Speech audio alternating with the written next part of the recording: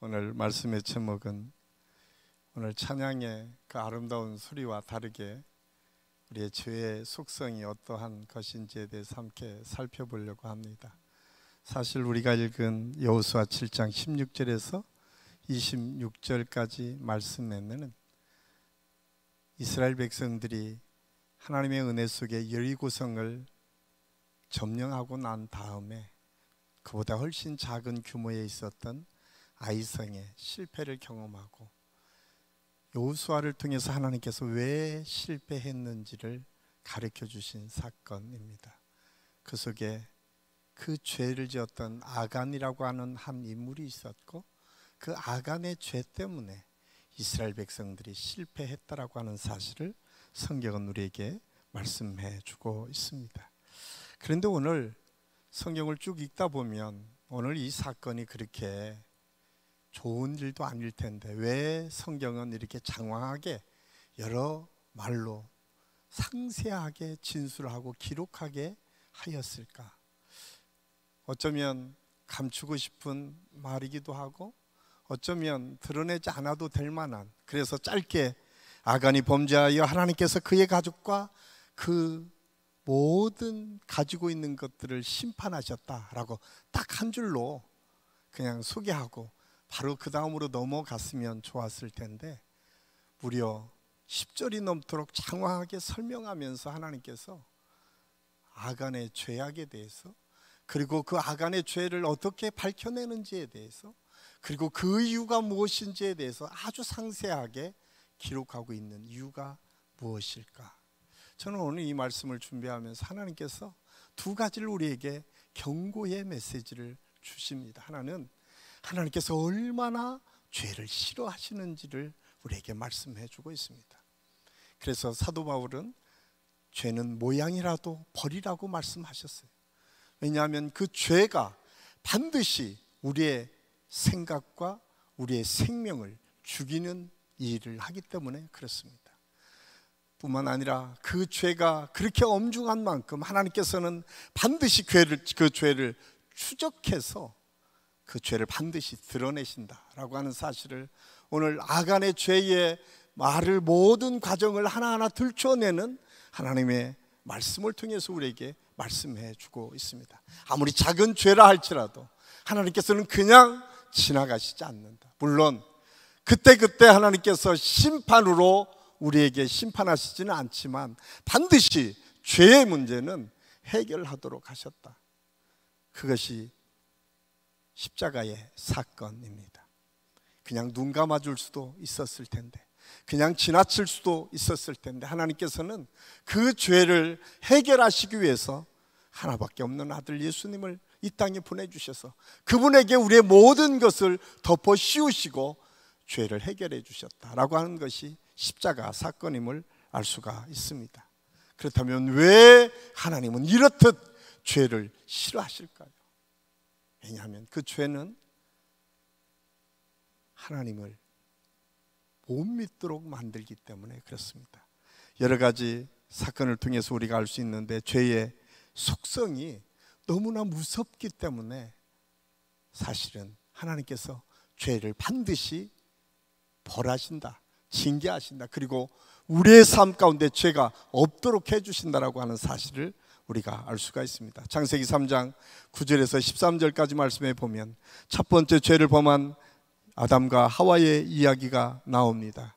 여호와 하나님이 아담을 부르시며 그에게 이르시되 내가 어디 있느냐 이르시되 내가 동산에서 하나님의 소리를 듣고 내가 벗었으므로 두려워하여 숨었나이다 이르시되 누가 너의 벗었음을 알게 하였느냐 내가 내게 먹지 말라 명한 그 나무의 열매를 내가 먹었느냐 아담이 이르되 하나님이 주셔서 나와 함께 하신 여자 그 나무 열매를 내게 주므로 내가 먹었나이다. 여호와 하나님이 여자에게 이르시되 내가 어찌하여 이렇게 하였느냐 여자가 이르되 뱀이 나를 꿰므로 내가 먹었나이다. 이 짧은 9절에서 13절까지 말씀을 통해서 죄의 속성이 어떤 것인지를 아주 분명하게 말씀해 주고 있습니다. 죄의 속성은 첫 번째로 하나님을 피하게 됩니다. 하나님과 대면할 수 없도록 죄는 언제나 우리를 만들어 갑니다. 죄의 속성에서 가장 먼저 나타나는 것이 하나님의 은혜 속에 살았던 아담과 하와가 창세기 2장에서만 보더라도 언제나 함께 거닐었던 그들이 죄를 짓고 난 처음은 하나님을 피해서 숨었다라고 성경은 말씀해 주고 있습니다. 하나님께서 물었을 때 아담이 그렇게 대답합니다. 내가 두려워서 숨었습니다. 여러분, 정말 아담이 하와가 두려워서 숨었을까요? 만약에 두려워서 숨었다면 그들은 나와서 하나님께 죄를 고백하고 회개하여야 했습니다. 그런데 그들은 두려워서 숨었던 것이 아닙니다. 왜냐하면 창세기 3장 5절에 보니까 너희가 그것을 먹는 날에는 너희 눈이 밝아져 하나님과 같이 되어 선악을 알 줄을 하나님이 아심이니라. 뱀의 유혹이 야, 선악을 알게 하는 나무의 실과를 네가 먹게 되면 하나님처럼 될 거야 라고 하는 말을 합니다. 그들은 그 실과를 보니까 보암직도 먹음직도 지혜스럽게 할 만큼 탐스럽게 생겼다고 성경은 기록하고 있습니다. 그것을 먹었다 성경은 말씀해 주고 있습니다. 하나님과 같이 되는 존재, 여전히 우리 죄 가운데 가장 무서운 죄, 그 죄가 하나님으로 인정하지 않는 죄입니다. 그런데 죄의 속성 중에 가장 먼저 나타나는 것이 그렇게 하나님을 온전히 인정하지 않는 죄가 가장 먼저 나타나고 있음을 알 수가 있습니다. 오늘 우리가 읽은 여호수아의 말씀을 통해서 우리가 알 수 있는 게 무엇입니까? 아간이 하나님이 여전히 지켜보고 계셨지만 하나님이 없는 것처럼 자기가 감추었어요. 여호수아 6장 18절 말씀해 보니까 하나님께서 이스라엘 백성들에게 거기에서 취하는 모든 것은 하나님께 드리고 너희들은 손대지 말라고 말씀하셨어요. 그런데 그는 하나님이 없는 것처럼 자기가 손대기를 시작합니다. 이것이 죄의 출발입니다. 하나님의 말씀이 그의 삶에 작동되지 않았어요. 오늘날 우리가 죄를 두려워해야 될 가장 큰 이유는 하나님의 말씀이 내 안에 작동되지 않을 때에 우리는 우리도 모르는 사이에 죄에 깊이 빠져들 수밖에 없다고 하는 사실을 우리는 알아야 됩니다. 죄의 속성은 이렇듯 아주 엄중하게 하나님을 피하고 하나님이 없는 것처럼 살 수밖에 없도록 우리를 이끌어간다. 또 하나는 죄를 통해서 하나님의 자리에 우리가 올라가는 것을 얼마나 많이 꿈꾸고 있는지 모릅니다. 사실 죄의 속성 중에는 하나님처럼 돼서 다른 사람을 재판하고 심판하기를 꿈꾸는 그런 마음이 우리 안에 있어요. 특히 앞장서는 지도자들이 늘 가져야 돼요.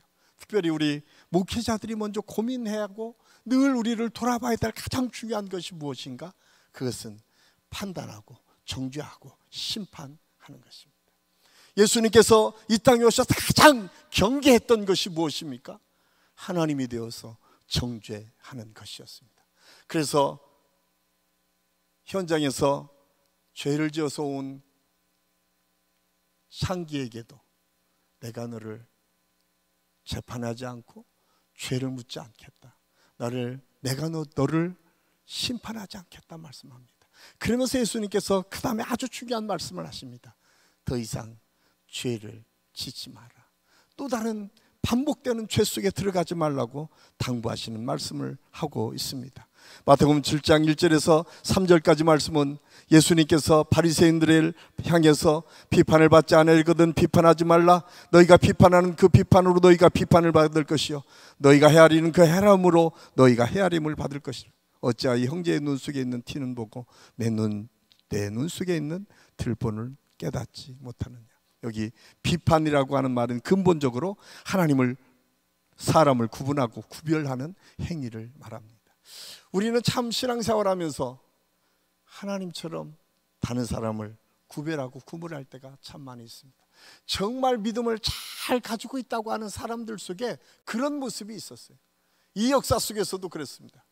우리가 유대사회에서는 가장 믿음이 좋았던 사람들이 서기관이었고 바리새인들이었고 제사장들이었습니다. 그들이 정죄하기를 시작했어요. 가장 예수를 잘 믿었던 때가 언제입니까? 독일 사람들이었어요. 여러분, 우리가 생각하기에 나치가 하루아침에 일어났다고 생각하지만 역사적으로 보면 나치는 굉장히 믿음이 좋다고 그들은 생각했습니다. 왜냐하면 유대인들을 그들이 죽일 때 가장 먼저 교회에서, 독일 교회에서 앞세웠던 것이 무엇인지 아십니까? 예수를 십자가에 못 박겠다라고 하는 이유로 유대인들을 죽이기 시작했습니다. 크리스찬이었던 독일 교회가 마지막까지 자기들이 갖고 있는 기준을 가지고 얼마나 유대인들을 학살했는지 모릅니다. 여러분, 백인 사회에서 미국 사회가 그렇게 건강하다고 보지만 1960년대까지 미국 사회는 흑인 한 사람 한 사람을 구분하고 구별했습니다. 그들의 인권은 존중되지 않았습니다. 그들은 성경책을 읽으면서도 자기의 욕구를 풀기 위해서 흑인 노예는 겁탈해도 아무런 죄가 아니라고 생각했습니다. 여러분, 하나님의 자리를 찬탈할 때에 얼마나 무서운 범죄 행위가 있는지를 우리는 알아야 됩니다. 죄의 속성은 그렇습니다. 우리가 늘 조심해야 될 것, 내가 믿음 위에 있을 때 우리가 먼저 생각해야 될 것은 무엇인가? 언제나 우리 스스로를 돌아보고 하나님의 뜻이 무엇인지를 분별할 수 있어야 됩니다. 그래서 에베소 2장 17절에서 10절까지 말씀은 우리에게 이렇게 말씀하고 있습니다. 우리 함께 읽겠습니다. 너희는 그 은혜에 의하여 믿음으로 말미암아 구원을 받았으니 이것은 너희에게서 난 것이 아니요 하나님의 선물이야. 행위에서 난 것이 아니니 이는 누구든지 자랑하지 못하게 함이라. 우리는 그의 만드신 바라 그리스도 예수 안에서 선한 일을 위하여 지으심을 받은 자니 이 일은 하나님이 전에 예비하사 우리로 그 가운데 행하게 하려 하심이니라. 하나님께서는 우리가 구원받은 믿음의 사람들에게 주신 하나님의 선물을 너희가 기억해라. 그리고 더 이상 죄의 자리에 들어가지 말고 하나님의 뜻을 온전히 구하는 믿음의 자리에 살아.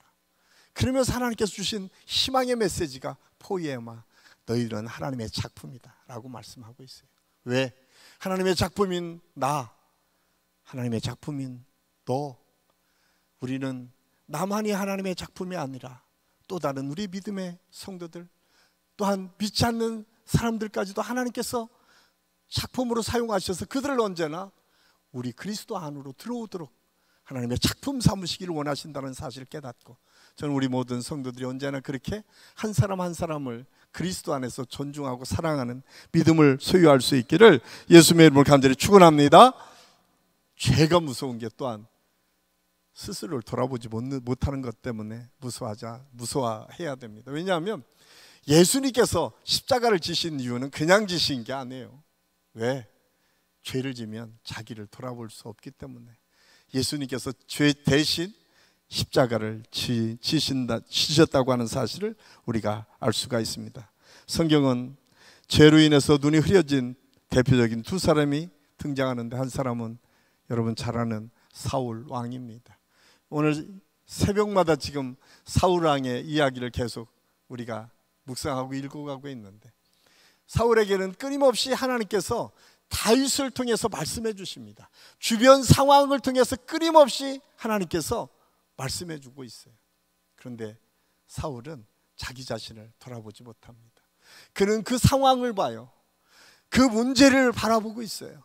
그리고 자기가 적으로 규정했던 다윗만을 바라보고 있어요. 하나님께서는 끊임없이 네가 문제다, 네 스스로를 돌아보고 네가 바뀌면 상황이 바뀌고 그 주변이 바뀔 텐데 왜 너는 스스로를 보지 못하느냐고 하나님께서 계속 말씀하시는데도 사울은 마지막까지 스스로를 돌아보지 못합니다. 그런데 여러분, 다윗은 어떻습니까? 다윗은 스스로를 돌아볼 줄 아는 사람이었어요. 나단 선지자가 그에게 와서 당신이 죄인입니다 라고 했을 때 그는 스스로를 볼 수 있었어요. 그렇습니다, 내가 죄인입니다. 그리고 그 죄를 주님 앞에 내어놓고 회개를 시작했어요. 이것이 하나님의 은혜이고 축복입니다. 죄의 속성은 스스로를 돌아보지 못하게 해요. 혹시 여러분 어떤 문제를 만날 때 자꾸 누군가가 보여지고 나 스스로가 보여지지 않는다면 지금 나한테 영적인 문제가 있구나 라고 하는 생각을 먼저 생각해야 돼요. 또 한 사람이 누가 있습니까? 가롯 유다 아닙니까? 가롯 유다는 예수님의 부르심을 받던 제자였습니다. 그런데 그가 은 30냥의 예수님을 팔아먹습니다. 예수님은 두 번의 기회를 통해서 가롯 유다에게 기회를 주십니다. 첫 번째는 마지막 잔치상을 베풀어서 그에게 이 안에 나를 팔 자가 있다라고 경고의 메시지를 줍니다. 그럼에도 불구하고 그는 거기에서 마음을 열지 못합니다. 마지막 예수님의 그 많은 군사를 이끌고 와서 예수님께 입맞추면서 로마 군인에게 고발하는 그 현장에서도 예수님께서 다시 한번 그냥 갑자기 잡혀간 것이 아니라 예수님께서 그렇게 말씀하십니다. 친구여, 빨리 네가 하려고 하는 행위를 행하라. 만약에 그 소리를 가룟 유다가 제대로 들었다면 그는 거기에서 마음을 고쳐 먹었어야 됩니다. 여러분, 수제자였던 베드로는 어땠습니까? 예수님께서 십자가를 지르고 가는 그 현장에 3번씩이나 여종이 물었을 때 부인했습니다. 마지막에는 예수님을 저주하며 부인했다고 성경이 기록하고 있습니다. 그런데 놀랍게도 그에게는 스스로를 돌아볼 수 있었습니다. 왜냐하면 닭이 우는 소리가 들리자마자 예수님이 생각났어요. 예수님께서 하신 말씀을 듣고 생각나니까 그는 통곡하며 울었다. 그리고 예수님이 그에게 와서 베드로에게 첫 번째 나타나셨을 때 그는 부끄러워서 물속에 뛰어듭니다. 그리고 마지막 3번씩 예수님께서 그에게 질문했을 때 스스로를 고백하지 못하고 그렇게 고백합니다. 주님, 내 마음 주님이 아시지 않습니까? 내 연약함 주님이 아시지 않습니까?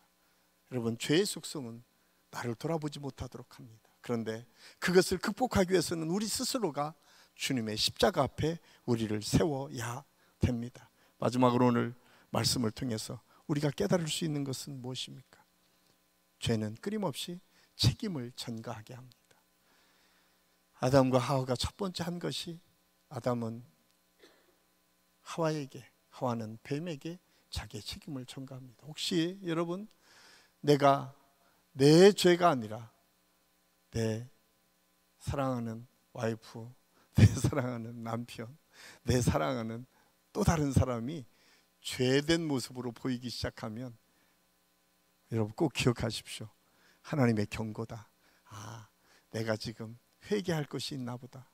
누구의 죄가 아니라 내 속의 죄가 들여다 보일 때 그때부터 하나님의 은혜가 시작됐음을 우리가 기억해야 됩니다. 죄의 속성은 이렇듯 하나님을 없이 살도록 하도록, 나 스스로를 돌아보지 못하도록 하고 책임을 전가하도록 합니다. 그런데 하나님께서는 그럼에도 불구하고 우리에게 은혜를 약속하고 계세요. 어떤 은혜인가? 그 은혜는 이사야 44장 21절에서 22절까지 말씀입니다. 우리 한번 같이 읽겠습니다. 야곱아, 이스라엘아, 이 일을 기억하라. 너는 내 종이니라. 내가 너를 지었으며 너는 내 종이라. 이스라엘아, 너는 나에게 잊혀지지 아니하리라.